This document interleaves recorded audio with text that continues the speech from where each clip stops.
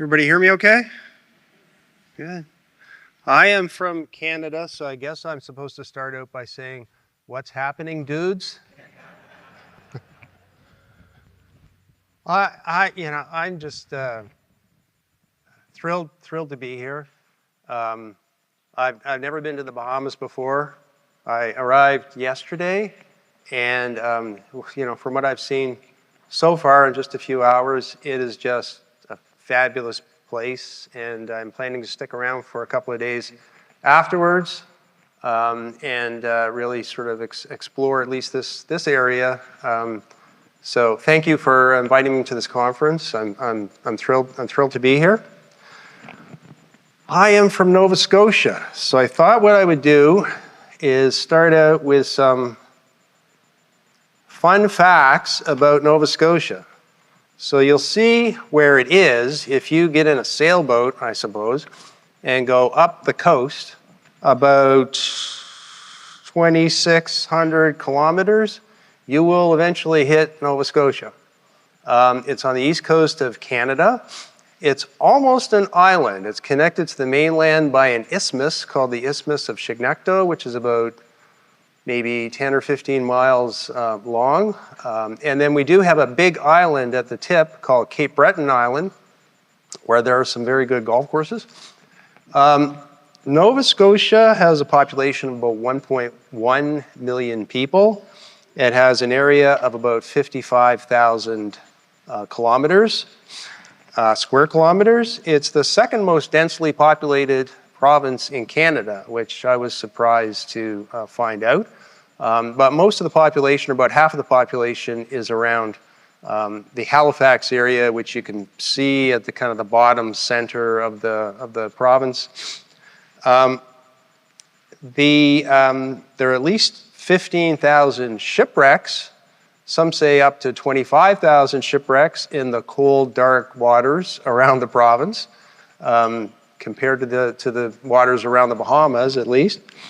And there are 3 UNESCO World Heritage Sites and 2 UNESCO Biosphere Reserves in Nova Scotia. So come and visit us sometime.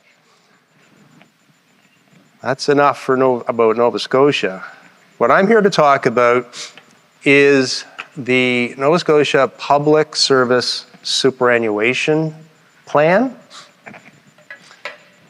The plan originated in 1923, and this was the statute that created it. At the very bottom of that, you can't see it, but it references the King's printer. The king at the time was King George V. George died in 1936 and was succeeded by his son, Edward VIII, who abdicated later in the same year, became the Duke of Windsor, and then became the governor of the Bahamas, I learned from my research. So there is a connection there. The Public Service Superannuation Plan, and I'll refer to it here as the PSSP, or perhaps just the plan. And I'll backtrack for a second. I'm from Nova Scotia Pension Services Corporation. We run 2 plans in Nova Scotia. We run the Public Service Superannuation Plan. We also run the Nova Scotia Teachers Plan. We also look after MLAs, members of the Legislative Assembly, and provincial court judges, and a few other miscellaneous groups. But the 2 big plans that we run occupy about 95% of our time and resources. And there's probably about $15 billion of assets under management in those 2 plans. But the focus today is on the PSSP, but I wanted to mention that we do also look after the teachers plan because in a few slides I'll be talking a little bit about the governance structure, and the teachers fit into that. The historical background for the PSSP, so for the first 90 years or so, the plan was sort of a traditional government pension plan for civil servants of the province, and for a few, as I said here, tightly controlled ABCs, so agencies, boards, and commissions. So these are governmental entities that are consolidated in the province's financials. The Minister of Finance was the sole trustee. And all of the work for the plan was done by the minister's employees at the Department of Finance. So investments were managed by departmental employees. Pension plan administration was done by departmental employees. Near the end of that 90-year period, there was a special operating agency created called the Nova Scotia Pension Agency. And that was kind of the first attempt to separate the management of the plans from government per se. But it wasn't much of a separation. For 6 years, the Nova Scotia Pension Agency was in place. It had a little bit of autonomy around procurement. It had its own premises, but the reporting was still up to the Department of Finance, a direct line to the Deputy Minister of the Department of Finance. Interestingly, the PSSP, the Public Service Superannuation Plan, has no regulator, and neither does the Teachers Plan in Nova Scotia. And the reason for that, I believe, is that the Minister of Finance, for the first better part of 100 years, controlled ran the plans. And the regulator in Nova Scotia is in the office next door to the Minister of Finance. It never made sense, and reports to the Minister of Finance. So it never made any sense for the regulator to have any sort of overarching control of the plans. So the minister always ran the plans, and they were and continue to be exempt from the regulator. In Nova Scotia, we have an act called the Pension Benefits Act. So that's the statute that under which pension plans in Nova Scotia are regulated. All pension plans in Nova Scotia are regulated except for the two that we run, coincidentally.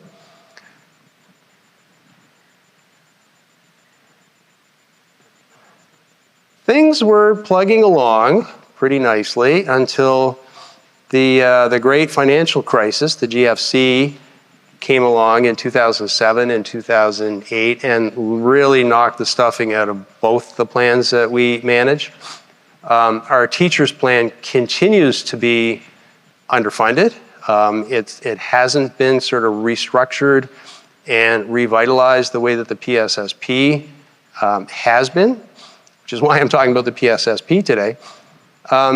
Back in 2009, the PSSP was about $1.5 billion underwater. There was a severe drag. It was a severe drag on government accounting. At that time, the NSGEU, which is the Nova Scotia Government Employees Union, which is the largest public sector union in the province, started lobbying hard for shared control of the PSSP. They wanted it to move to joint trusteeship.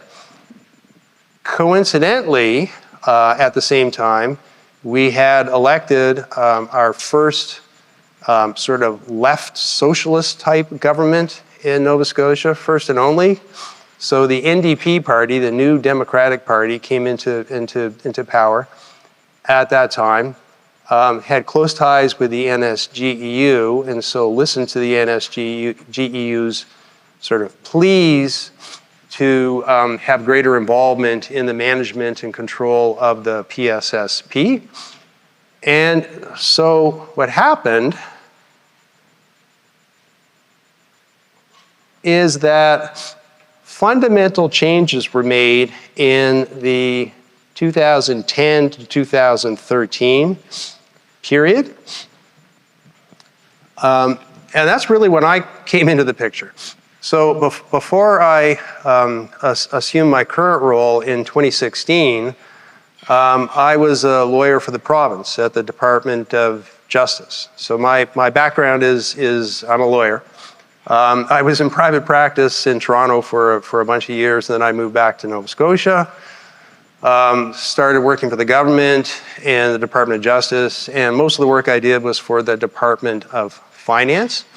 So within a year or two, I got heavily involved in the pension stuff, which again, at this time was run by the minister and the minister's staff at the Department of Finance.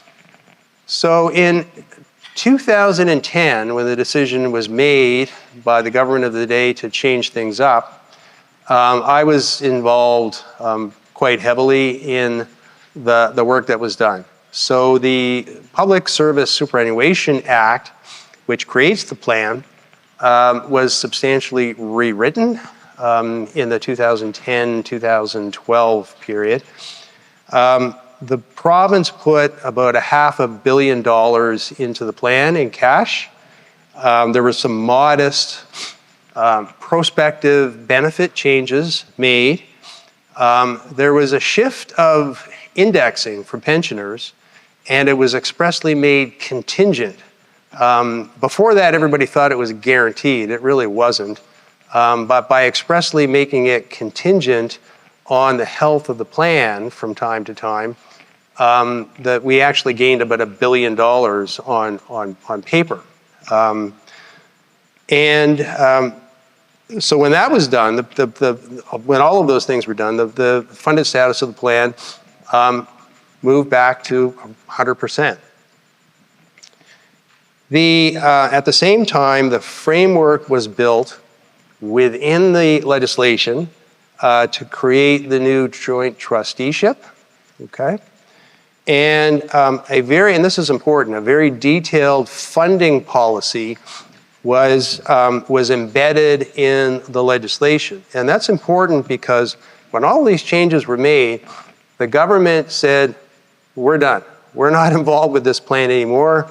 We're not backstopping it. We're not providing any sort of overarching financial support for this plan. We've done our bit. We sort of wipe our hands of it, and good luck going forward, okay?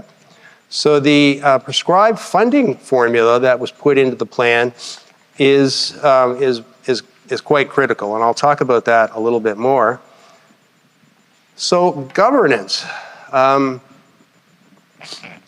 And Derek Osborne and I are going to be on a panel afterwards. Hopefully we'll talk about governance. Hopefully there will be some questions and some points that we can discuss further. But the jointly trustee board took over control of the plan from the Minister of Finance on April 1st, 2013.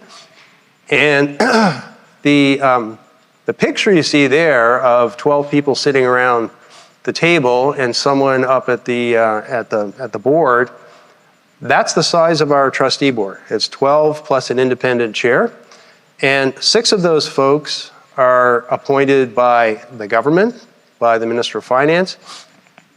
6 of the folks are appointed by the unions, 3 of them by the NSGEU, again, the Nova Scotia Government Employees Union. You need 8 votes at the board to do anything, so neither side has control. You need to have collaboration and, if not consensus, at least a significant group from each side in order to put anything through. So I think that's critical from a governance perspective.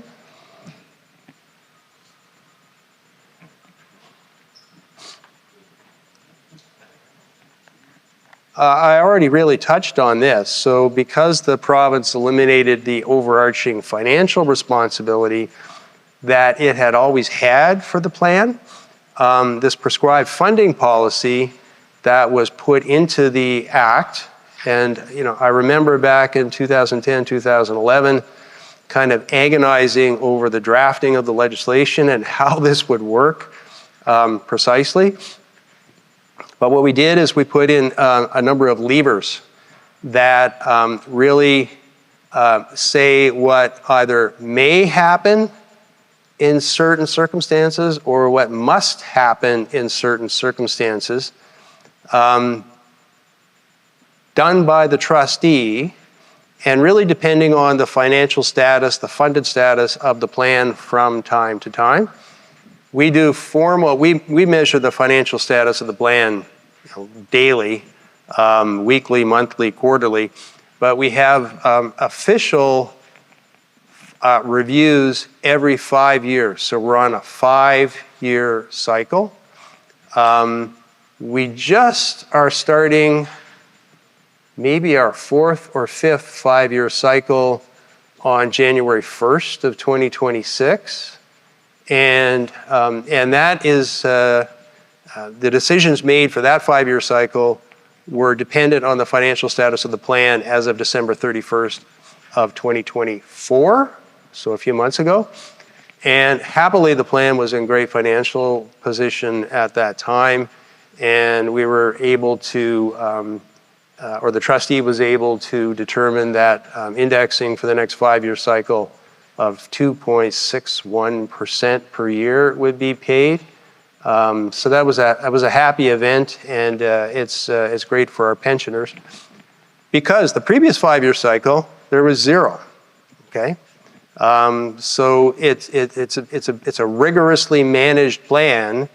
The previous time around, we weren't quite at 100%, and so the determination was we can't pay indexing for the next 5 years to pensioners, which obviously happened during a high inflationary period of 2 or 3 years, so it really hurt the pensioners. So we're happy that the plan's financial status was able to rebound and continue to elevate, and it's in great shape now, touch wood. So even with the indexing promise for the next 5 years from 2026 to 2030, the plan remains in great shape.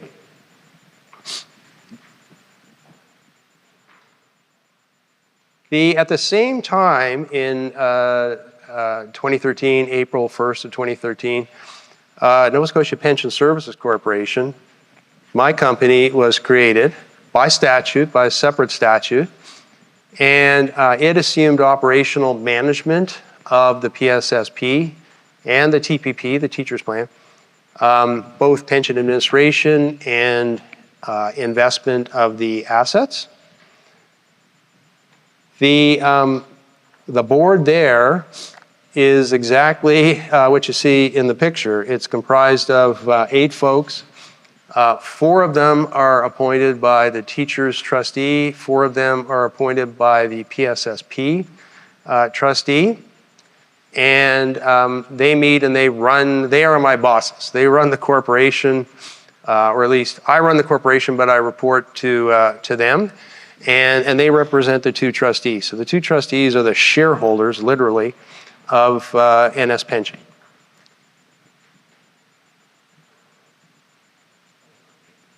So in 2013, we had this newly formed board of trustees, joint trustees, and they found themselves with a 100% funded pension plan, PSSP, but government had backed out. So there's no government involvement anymore, except for appointing some of the directors to the trustee board.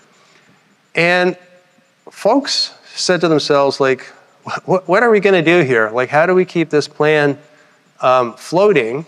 It's been kind of severed from its traditional financial sources, or backstop at least.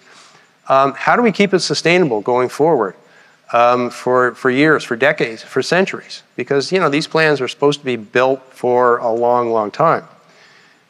And the trustee board at the time decided to concentrate on growing the membership of the plan. And that was really the only thing that the trustee board could do to try to focus on sustainability. The contribution levels for the PSSP, which are not exorbitant, but they do produce a current service cost excess. So everybody paying into the plan pays a little tiny bit more than they absolutely need to for the benefit that's accruing to them. It's a slight amount, but when you multiply it over thousands and thousands of people, it actually gives some lift, some automatic lift to the plan, is what our actuary calls it. And so if we increase the membership of the plan, And we love to get young, well-paid new members, but it doesn't really matter, because everybody that comes into the plan is leaving a tiny bit on the table that benefits the health of the plan. So this was the trustees' kind of strategy going forward. The first opportunity that came along was Acadia University. And I was chatting with some folks last night who went to Acadia. I think there's some connections amongst Bahamians with Acadia University. I got a couple of claps there, yeah. Acadia found itself in 2015 in a situation where it had its own defined benefit pension plan, but it had some financial challenges, I guess. And the plan was expensive to run, and it took time for university administration folks to run the plan. So Acadia decided to get out of the pension plan business. And because the government of Nova Scotia subsidizes to some extent or another all of the universities in Nova Scotia, the government was supportive of Acadia trying to kind of save a bit of money on its by kind of shifting its approach to pension plan to the pension plan for its staff.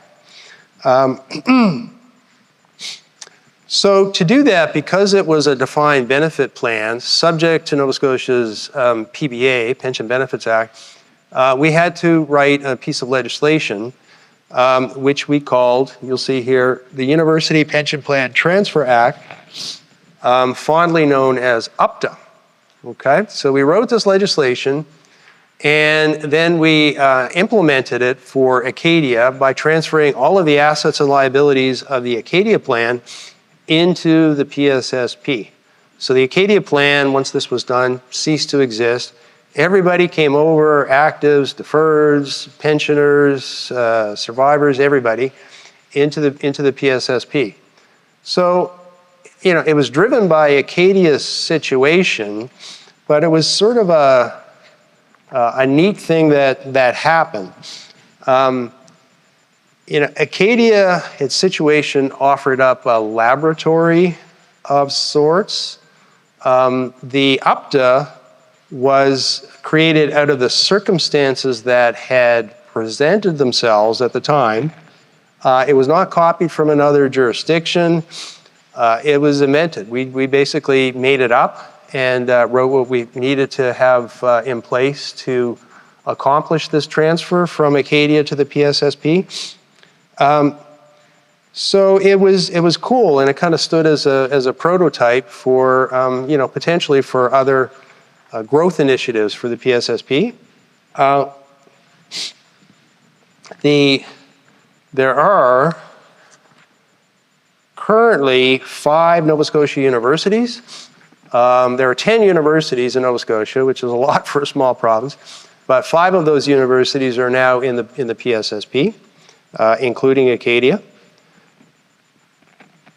We continued, or the trustee continued, to think about growth opportunities. So a year and a half after the UPTA was put in place to deal with universities, we wrote another statute that was quite similar to the UPTA called the MOPTA, okay, the Municipal and Other Authorities Pension Plan Transfer Act.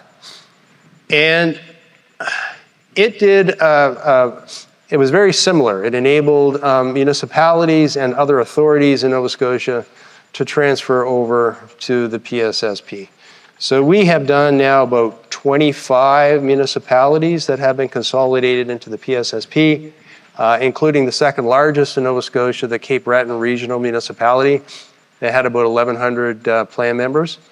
So we flipped that into the PSSP, or the legislation came in place in late 2016, and we've been bringing municipalities into the PSSP ever since. I think we did a couple in the last month. So External factors continue to incentivize the trustee to look at other ways to grow the plan. And what kind of came out of this was, all of this work was initially focused on strengthening the plan, but then it sort of came to the trustees that we're not only strengthening the plan, we're strengthening the retirement future for Nova Scotians, which ties into the theme today about pension systems for an evolving public, or at least this session. The idea was that, well, why don't we continue down this road and see if we can use this platform that we built to bring more and more Nova Scotians into this defined benefit plan. It's a true defined benefit plan where you pay your contributions throughout your career. At the end of it, you have a guaranteed payment based on your average best 5 years of income and however many years you worked, and that's payable to you and your surviving spouse and dependents. So it's in place, and you don't have to worry about managing your own money, et cetera. The two things happened quite recently. We did a third statute a couple of years ago called the Private Sector Pension Plan Transfer Act, which is PISPTA, which is much harder to say than MOPTA or UPTA. It was enacted in late 2023, and it was just proclaimed in force recently. And that enables private sector employers in Nova Scotia to join the PSSP, which traditionally, again, for the first 100 years of its existence, was a public sector pension plan, kind of a very normal public sector pension plan. So we've expanded the envelope for private sector employers to join. I think our first one is coming in the next week or two. And the other thing we did is we created something called PSSP Vantage. So we looked around and we thought to ourselves,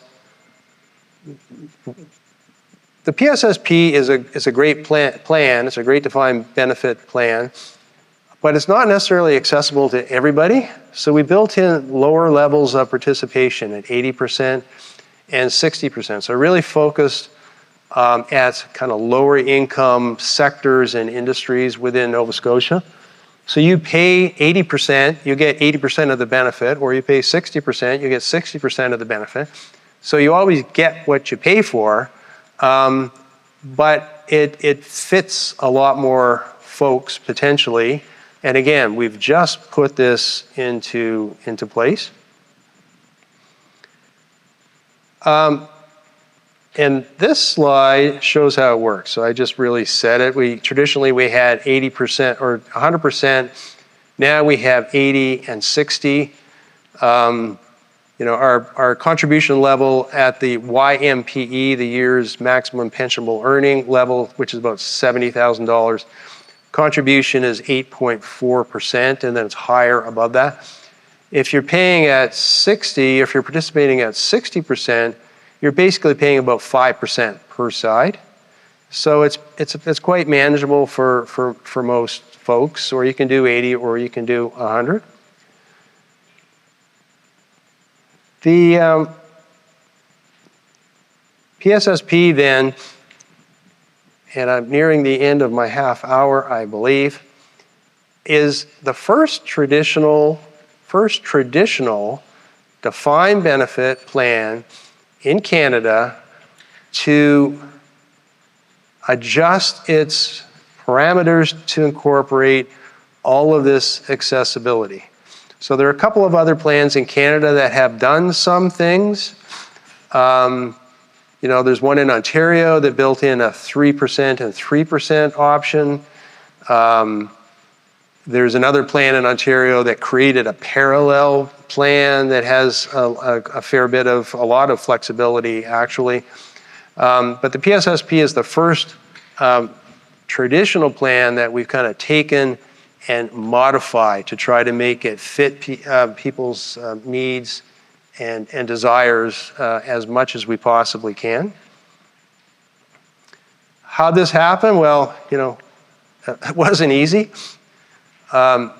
Vision and collaboration are probably the two key words here. You had to kind of think outside the traditional box, the traditional pension box, and come up with an idea a series of ideas that worked. And collaboration, my goodness, it took years of discussions with government and unions to kind of pull this all together, and it came in different phases. So every phase, every new kind of twist in the road took a lot of discussion. But folks were really good about rolling up their sleeves, about leaving behind their ideological biases, and trying to create something that was good for everybody. And it came to pass. So we're in a really good position now. We've built this thing, and it's kind of like the movie The Field of Dreams. Although this guy's not from the Field of Dreams, he's just working on a machine, I think. But we've built it. He's building something. We built it. We'll see who comes. Like that baseball field surrounded by the cornfields.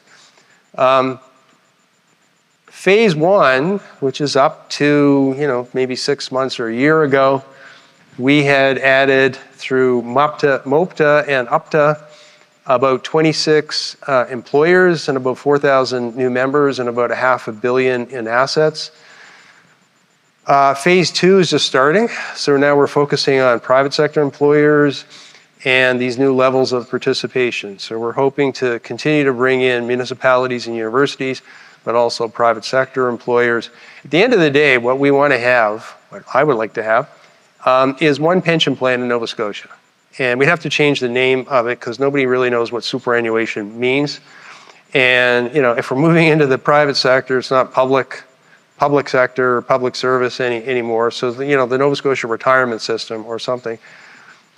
In a perfect world, we would have one pension plan in Nova Scotia in which everybody would be able to contribute at different levels according to what they can afford, but they're getting a guaranteed benefit at the end in this defined benefit scheme. And again, it continues. It's something that they have. They don't have to worry about, and it flows through to different categories of survivors. So that's really it for me. I'm hoping that there are some questions or comments. Bold evolution and defined benefit pension design. And it does provide really good retirement security for Nova Scotians. And we hope as many Nova Scotians as possible, all Nova Scotians at the end of the day. And that's it from me. Thank you.